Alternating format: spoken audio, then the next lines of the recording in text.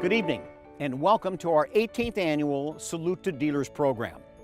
I'm Edsel Ford, and I'm speaking to you from the entrance of the former winter home of my great-grandparents, Clara and Henry Ford. It was called the Richmond Hill Plantation. Richmond Hill has a fascinating history. This is the first of nearly 100 buildings Henry constructed on the property. It remains the centerpiece of the Ford plantation today, as well as being listed on the National Register of Historic Places. Come inside, and I'll tell you all about it. As the story goes, my great-grandparents were looking for a winter home and became interested in the area after their friend, naturalist John Burroughs, described it as being rich in bird and animal wildlife. This was quite appealing to Henry, so he began purchasing large amounts of land, eventually accumulating 85,000 acres, covering 120 square miles. More than enough land to build a home, but great-grandfather had a greater vision in mind. The people who lived in and around the area, called Ways Station at the time, were extremely impoverished, of poor health, and were suffering from the lowest of living conditions. So Henry set out on an ambitious path to try and remedy these ills. He wanted to improve community life, educational opportunity, and medical care, while increasing the area's productivity. As he observed the plight of the people, he was convinced that education was the key to their future. There are only a small number of disorganized and ungraded schools for the underprivileged children on the 120 square miles of the Ford property. When great-grandfather saw this, he proclaimed, "These children are going to be fine. All they really need is a chance, and we're going to give them that chance." So to start, he provided financial support to the schools to improve their capabilities and their function. He then built a trade school with its own powerhouse, sawmill, and machine shop for making useful articles that students were allowed to take home and apply to their everyday lives. Even then, he displayed a strong belief in helping others to help themselves. Perhaps the greatest contribution that Henry Ford made to the area was his generous support of the Ways Station Health Clinic. Early on, he expanded the facility and added staff to accommodate more patients. Some of the more critical patients were flown to Henry Ford Hospital in Detroit for treatment, free of expense.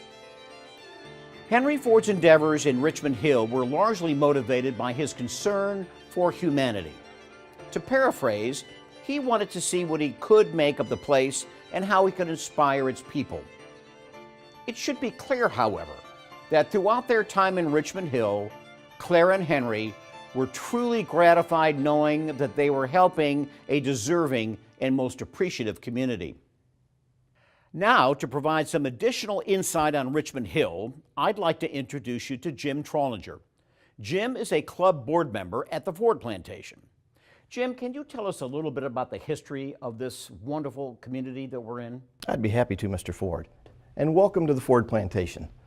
This truly is a unique setting, and its history was shaped in so many positive ways by the influence of your great-grandparents.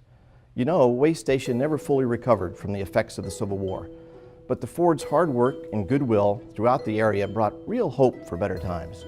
Their impact made a huge difference in the transformation of Way Station to what is now a beautiful and thriving community. Today, the Ford Plantation is involved in local community much like Henry Ford was. We see his spirit here as being alive and well. Our members are involved in a variety of activities, spreading hope and goodwill throughout the community. Our Pete Dye Scholarship provides tuition and work internships for students with an interest in agronomy, the science of soil management and crop production, similar to the interests of Henry Ford. We also host an annual Fish with Friends event, which brings special needs children to the Ford Plantation for a day of fishing and camaraderie with their family and teachers. It's a wonderful experience, and the kids just love it. Plantation members are involved in annual fundraising efforts and serve in various volunteer capacities for the Dwayne and Cynthia Willits Children's Hospital of Savannah. So you see, the spirit of Henry Ford and his good works really do live on here at the Ford Plantation. We've even restored a Fortson tractor that he rode around the plantation back in the day. Thank you, Jim. You really have a wonderful community here.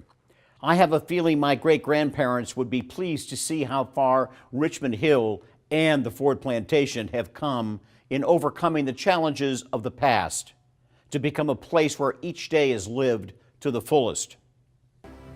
So you can see why this historic location seemed like the perfect setting to begin tonight's Salute to Dealers program, honoring those dealers who themselves have changed the lives of so many others. They have found a way to put their communities and the well-being of others at the forefront of their world, and in doing so, make a difference for so many. So tonight, for the 18th consecutive year, we gather together to recognize and salute this year's incredible honorees. Just as Clara and Henry Ford used their vision and innovative spirit to help improve the world around them, you too have taken your vision and done remarkable things that have changed the lives of so many people in your communities. I'm proud to have such a compassionate group of dealers as part of the Ford family, and I'm truly honored to be a part of this wonderful occasion. Ladies and gentlemen, please welcome a man who, from his own personal experience, is clearly devoted to the spirit of generosity. A longtime friend of Ford Motor Company dealers, our host for the evening, Mr. Edsel Ford.